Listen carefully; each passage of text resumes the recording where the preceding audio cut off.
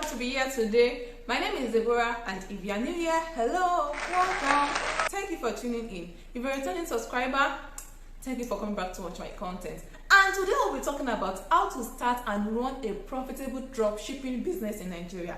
If you love money just like me, you want to start business from the comfort of your home without any capital, and you are thinking of how can you start and even how can you make it profitable, this video is for you. Even if you have something you are doing but you need a side also, something you can do by the side, you would learn a lot from this video. Do not go anywhere. Make sure you watch till the end. I promise you it's going to be valuable.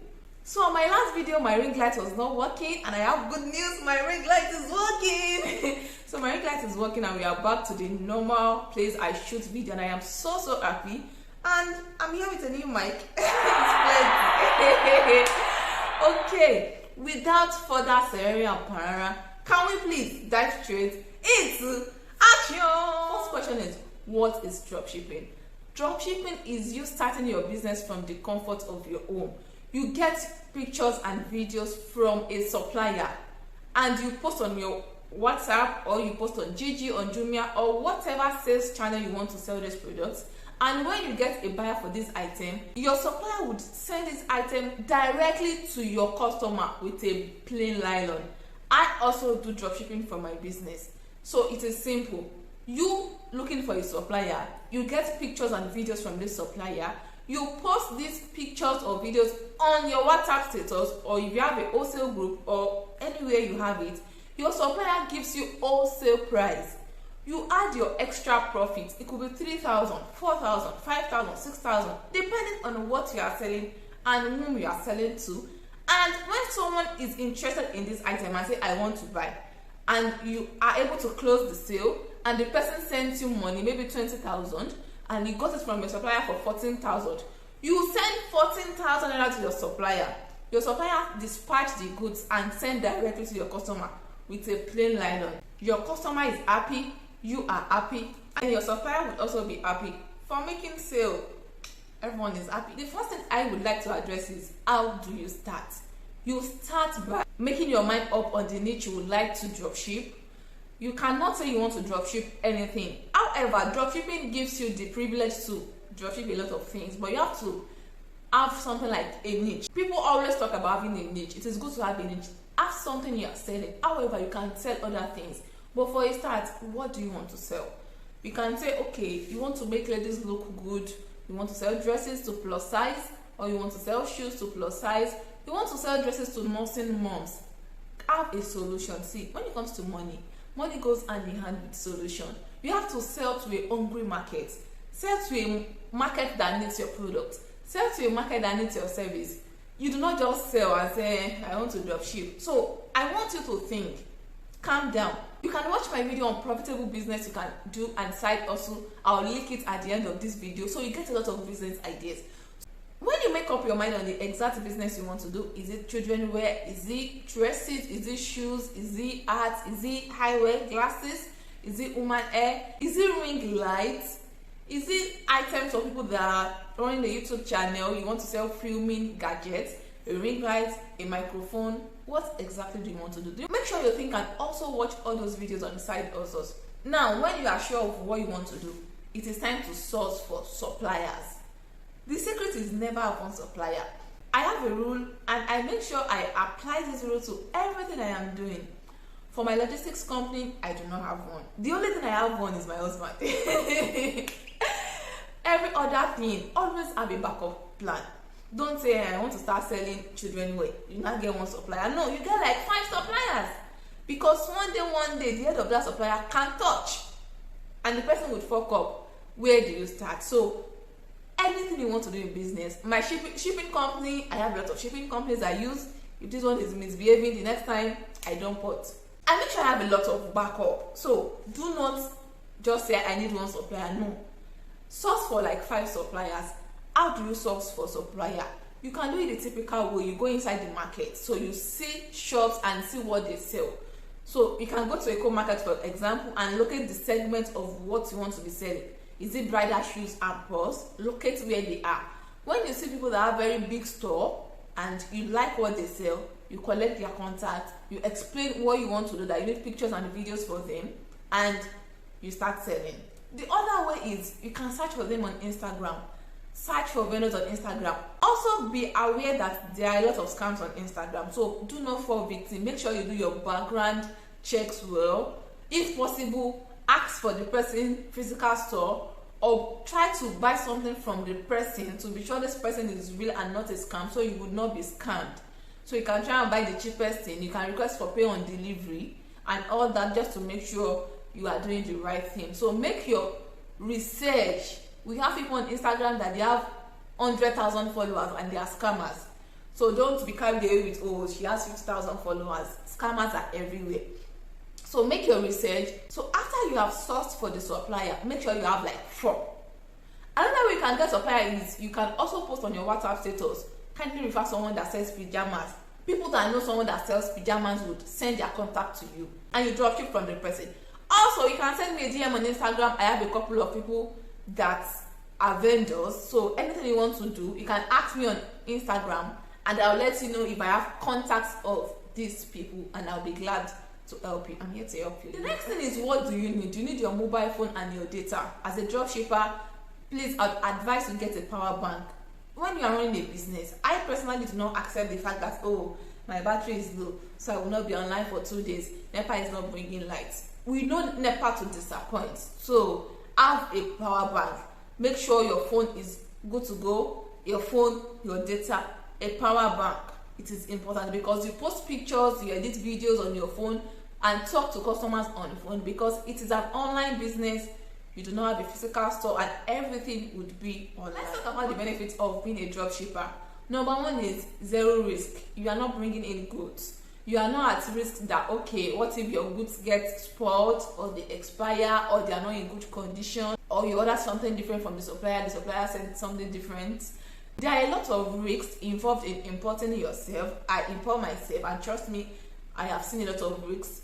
Also, there are also benefits when you import yourself. So it's a two-way thing. When you make money from the comfort of your home, you are at home and you are cashing. There's no expenses. Like this month alone, I have spent above 100,000 naira on expenses, which involves my advertising, involves delivery, wheel, sellotape, blah blah blah.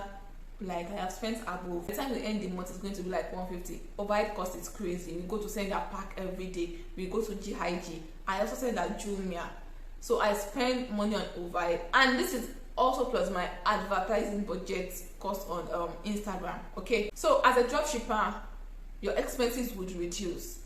I would be the one that cater for going to send him back. Like if you want to send him back, we spend like 1,000 per day.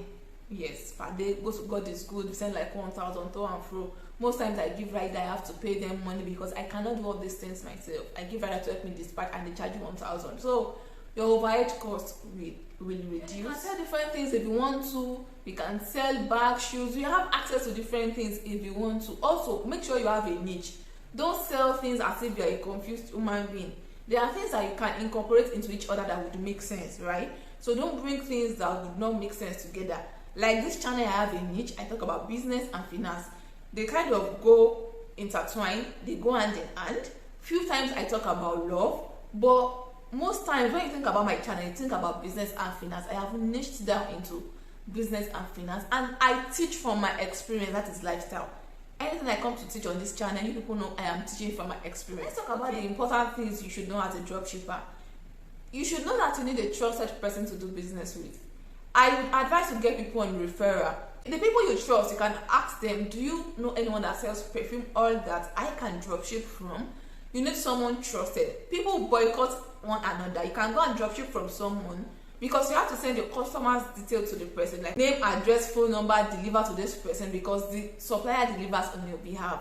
You would be surprised that some supplier would call your customer behind you. I have dropshippers, and when it comes to trust, they know I am a very trusted person. I have the fear of God, and if there's any emergency that happens and I am unable to reach the sender, maybe perhaps the rider is outside the gate, then my dropshipper is not picking up, that is the time I can now call my customer. I would never say, hello, okay, this product was bought from me I would mention the name of my dropshipper. I am calling you on behalf of Misty Wears. We have a product for you and you are not picking up. What is wrong? Misty Wears is one of my dropshippers, regular customer. Her name was the first name that came to my head. So I tell them I am calling on behalf of this person. There's an issue, and it is always my last option. I do not call them unless we've tried every means and it is not working. So I have never tried to boycott my customers' clients because I have a marketing strategy. I fear God and I will not do something as if I just think it's going to be unfair if I start trying to snatch customer of people that are just trying to make extra money. Apart from the fact that I fear God, it is not nice. But there are people like that. Immediately they start business. Integrity in the mode. They believe that you cannot succeed in whatever you are doing with integrity, with honesty and all that. They throw everything in the bin and they start violence. So my sister, shine your eyes. Beware. Another thing is, ask your supplier for live videos. Biko, ask for live videos. Ask for phone pictures before they send out your item. Confirm availability before your customer pay. So you can ask your supplier, someone is making inquiry about this. Is it available exactly as seen? If not, can I get the pictures of the available ones? Because on suppliers, when you pay, that is when they will now say, okay, this one is not available. This one is available. There are times that my dropshipper pay for something and the tie is not available after they have paid. I simply send them the pictures of the available tie that is available. However, it is not something I would force down on their throat like, you must pick one. If the customer does not want it, I would refund. Do you understand? So your supplier may not be somebody that would refund if your customer does not want the available ones. So request for live video. It is very important. However, if you stay close by, say if you are in Lagos and your supplier is in Lagos, you can just go there at your free time and also make videos by yourself. Make this content by yourself. Take pictures on your phone, make videos. You can even be talking and say, hi guys, we have new arrivals. You go there, you do as if it's your own. It's after you told your supplier, so you let your supplier know that, okay, I want to make videos so that people can know I am not a scam. Please, give me chance. Then I know some people that do it. Some people would actually accept. You take the videos and the pictures and you say, oh guys, we have new arrivals. You see this arrival is gonna dazzle your mind. You cannot hold the dress. Like, can you see this dress? So when people see you, they also know you are real. Lastly, ask your supplier for their terms and conditions. Do you do refund? Do you do exchange? Someone like me, I do refund and I do exchange, but the cost to deliver the item back to my place would be on the client. And when I see the product, I'll make a refund. If you do not like what you see, I also do exchange. I exchange products. It's not a problem. However, the cost is also on you, which I think it is fair enough, right? Some people do not do refund and they do not do exchange. If you do not ask the supplier that do you do refund and exchange, and you start marketing, then you have a buyer and the buyer is like, oh, I don't like this thing. No. Some clients can actually be difficult, and it is not totally because the product was bad, but some clients are just difficult. They are hard to please. So let's say you have a client like that and watch video on how to avoid a difficult client on my channel. You need it so they will not frustrate you. And if you have a difficult client, how to handle them, you need that one too. So okay, in the case where the customer does not want the product and your supplier does not do refund and exchange, you would be stuck with the product and you do not want that to happen. So it is important to liaise with the person, with the supplier, and know their terms and conditions. What time is their opening hour? If you pay before 12, can they still send your order? Someone like me, I do payments before 9. Payment that comes in after 9, I send it the next day. Like today now, extra 2 payments came in after we've dispatched. We will be sending it tomorrow. We cannot send today again. Once it's 9, we send your product tomorrow. That is my own rule. And that is because the logistics I work with, they come pick up around 9. So when they pick up and they go, that's all. Okay. So what is their opening and closing hour? How many time frame is delivery? Does it take 2, 3 days, 4 days? Know all these things.